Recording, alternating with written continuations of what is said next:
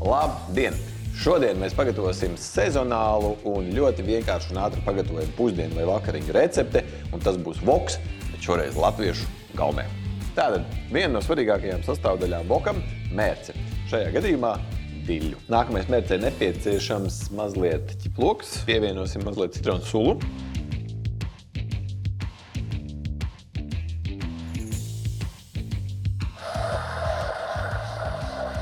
Sagriezīsim dārzeņus, sāksim ar seleriju un tad kāpostus.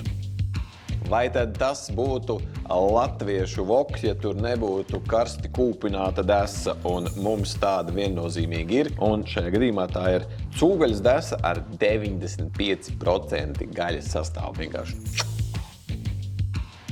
Mums atlikušas divas lietas. Sakulsim olu un sakapāsim grauzdētas mandeles.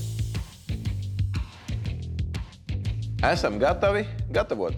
Varat cept ar augu eļu, varat cept sviestā, kā jums labāk garšo. Nākamais pa vidu pannā atbrīvojam vietu olai. Nu jau varam pievienot arī mūsu mērci gar maliņu un mazliet sāls. Pievienojam pusi no riekstiem. Vēlreiz apmaisam.